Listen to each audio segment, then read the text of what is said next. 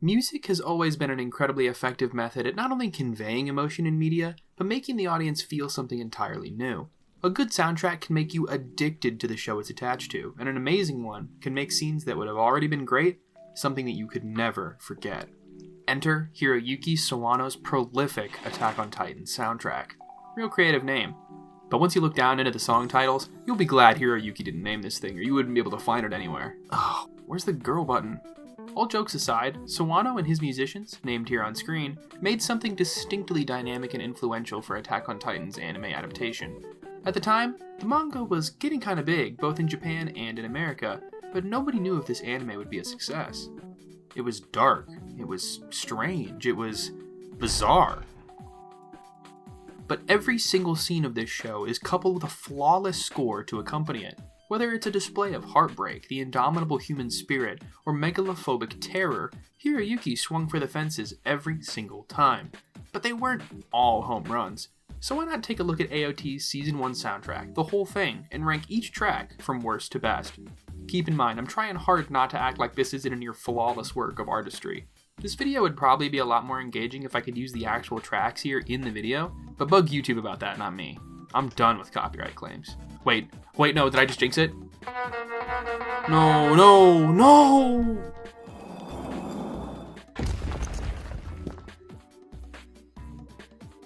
Yeah.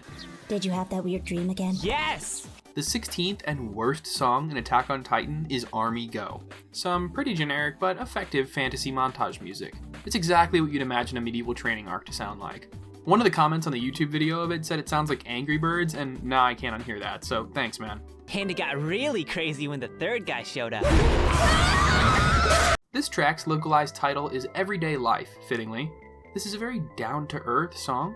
It's got the vibe of a bustling Indian market. It has this signature AOT fantasy feel about it, and it's a great addition to some of the more slice-of-life moments in the show.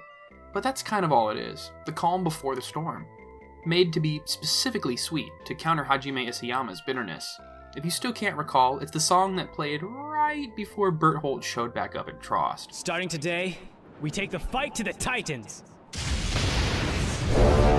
I personally remember Counterattack Mankind as being the song Eren eats that bread to, like, super pissed off at the end of the season. It's a good song. I think I probably like it a little less than everybody else. I'm not totally sure why. Probably just preference. It does incorporate many hints of other songs on the soundtrack within it, but to me it doesn't really surpass many of the songs that it melts together. This is why I called you guys assholes in the first place, you know? It's good. DOA is a confident rock ballad. It played when we were introduced to the new scouts back in the first few episodes during training. I have a deep nostalgic appreciation for this track, but in retrospect it's not as amazing as I remembered.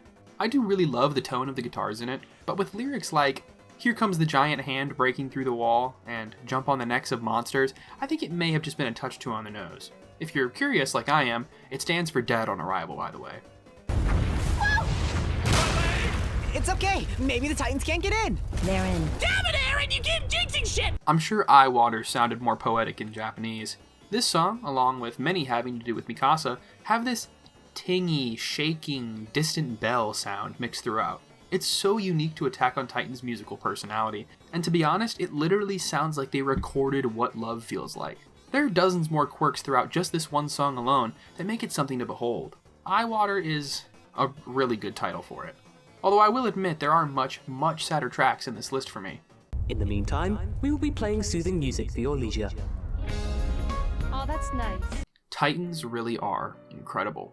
Recently, this song, translating to Building Blocks, has been given new life in Hanji's Sacrifice, but this song has had die-hard supporters since Season 1, with touching lyrics painting an image of someone just peacefully trying to build with blocks in a world designed to knock it all down. It's nice. More subtle and thematic than something like DOA, but still, I like this song more in concept than in practice. It's too sad to listen to casually, and not sad enough to listen to competitively. Mom, are you okay? Is it because the house is on you? Despite the name of this one not standing out too well, I guess it's supposed to be Titan's Attack, this track certainly does. Eren's swearing to eviscerate every last Titan on that ship out of Shiganshina, the decision to fire the cannon on our trio, this has punctuated some of the most significant moments in AOT's entire saga.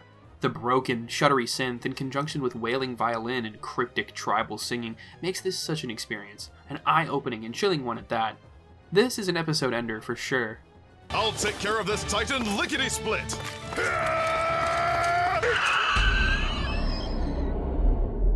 Tribal drums, shredding guitar, strong bass, maneuvering gear has all the makings of one of the most epic anthems a battle could have.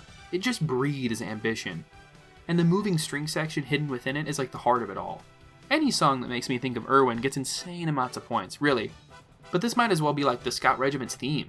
It stays really interesting and dynamic its whole runtime, and near the end it switches to this fast-paced chase music, this frantic espionage type of sound, almost as if to show how sharp and adaptable the Scouts are. And it ends leaving us hanging, everything cutting out at once with no warning, emphasizing how ready the regime is, and how the battle never truly ends. Hey, fuck that guy! This song I refuse to pronounce is so unbelievably somber. It sits somewhere so far removed from happiness or sadness. It's that secret third thing. Just complete emptiness. This void of loneliness, like a pit. It's honestly shocking. The ending is something I could never, ever forget, and I'm surprised with how affected I was on this re-listen. Bravo. And it was awkward for everyone! 7th place goes to XLTT. Put that Irwin gif away, I did not say XL Titty. This song, obviously, is the theme for a certain extra-large Titan. This song is masterful. They capture the colossal sound flawlessly by making the melody slow, yet strong and trudging, and putting these grand church bells behind it all. Halfway through, it becomes horribly glitched and discordant, capturing how horribly Bertholdt's actions have disturbed his victims' lives.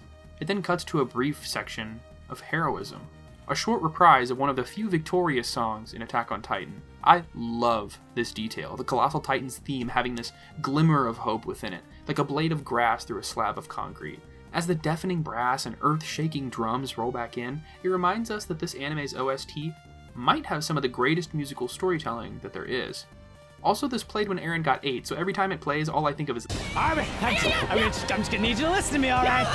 Reach in and pull me out on 3, alright? On count of 3, okay? 1! EMA, standing for Eren, Mikasa, Armin, is the calcified courage of these three all fused together, and it really feels that way. The first third of this song is this tribal rhythmic section featuring strong brass and vigorous chanting, clearly Eren. Then there's this amazing interlude in the midpoint of the song that really screams Armin to me. It has this tactile, military-esque vibe. The whole thing is super dramatic, sort of evoking Evangelion to me. Then the Mikasa portion of the track is this aggressive drill synth climax, and all three are swirled together in its intense ending. Good eats, man. I love this one. Oh, you think this is Harem of the Dead, you shrimp dick fuck nugget? Ooh, shit. I've been waiting for this one. When this one starts playing, you know some crazy shit is about to go down. To be honest, I mean, I could have said that about half the songs already, but man, is Female Titan Annihilation a doozy. This song has this raging sense of gothic heroism, this dark, serious sound, but unbreakable still. Another godly anthem. 10 out of 10 would die to this. The second I hear this, it's like Levi and Annie start fighting in my brain. AOT's soundtrack is so special because a good song can just take you instantly back to where you heard it. This show is so vivid. Bless your heart, Hiroyuki Sawano. But I could totally take him with one arm. Oh my god, Aaron, you're so fucking cool, holy shit! If you're a longtime fan of the series, Call Your Name is easily one of the most touchingly nostalgic ballads in anime history. Season 1's sound is incredibly distinct, and despite this song sounding nothing like the rest, it's made of the exact same ingredients. Heavy piano, rumbling, even heavier drums, but it still stands out as this unique love song in the middle of a blood-soaked battlefield. It accompanied the scene of Eren plugging the hole in Walrose, its melody becoming the anthem for humanity's future. And if you're one of the people that has a problem with the English lyrics, you need to grow up. Call Your Name would be the greatest song in a lot of other anime, and it's just another one of Hiroyuki's hits on this list. Was it something I say? Vogelam Cafe, aka Bird in the Cage, is one of the most important songs here, but I honestly struggle to write about it. Its first leg is chilling, and it beautifully shifts and descends over the course of its length into something monstrous, a far cry from the holy sounding, sadly empowered first half. But it never loses that core and that strength. This song really feels faded, the marching drums and pulsing sound keeping it all on track like a giant, booming, unstoppable, well, titan. There are many songs that feel like they could be AOT's theme, its thesis, and this is definitely a strong contender. I personally think that in retrospect, this is definitely Eren's theme. Oh my god, John, you're so fucking cool, holy shit! No, but seriously, fuck John. The Reluctant Heroes is easily one of the most uplifting tracks in this show's history. It's still about the grief of dying too young, but it has an echoey dreaminess to it that I'm really in love with. The song is incredibly passionate, like a romantic and inspirational ballad, once again speckled with the same techno scratchings the rest of AOT is, but once again, perfectly tastefully. This song opens very enrapturing, it swells nicely, it gives you time to breathe, and its mysterious industrial outro echoes and beckons to the future. It perfectly fits so many moments in the show. Moments where it feels like, sure, the battle's done, but this is nowhere near over. The feeling of answering a burning question, only to be met with a dozen more. I have fond, blurry memories of riding my bike in the rain to this song, about a decade ago now.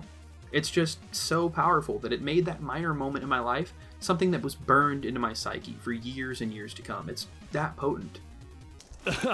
Nice. Now it's your turn to be the starving orphan with the knife. And our number one spot, quite fittingly, is Attack on Titan.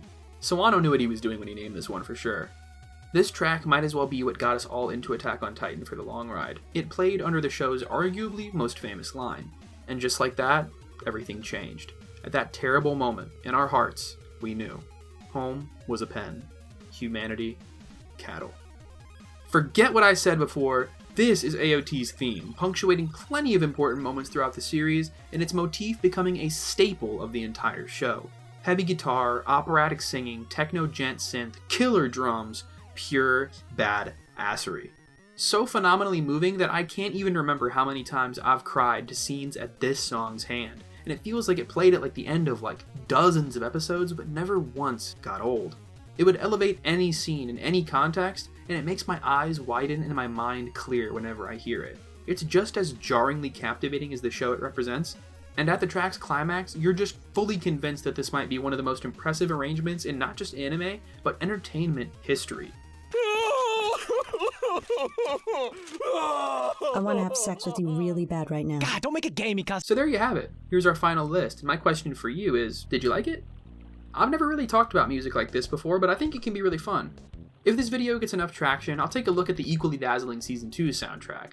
It honestly only gets better from here, so if you want to see me struggle for words 3 more times, then leave a like and subscribe. If you want to support me in a different way, my Patreon link will be down below. Special shout out to Daymare for being my first ever Emperor Moth patron. Thank you! If you want to chat with me and other cool bugs, feel free to join my Discord server. You can find it down below in the description. And if you're curious about the music I used to fill in for AOT's much more concise album, I always leave the video's track list down in a pinned comment. Stay curious, stay safe, and stay away from Mothman. I mean, except me, of course.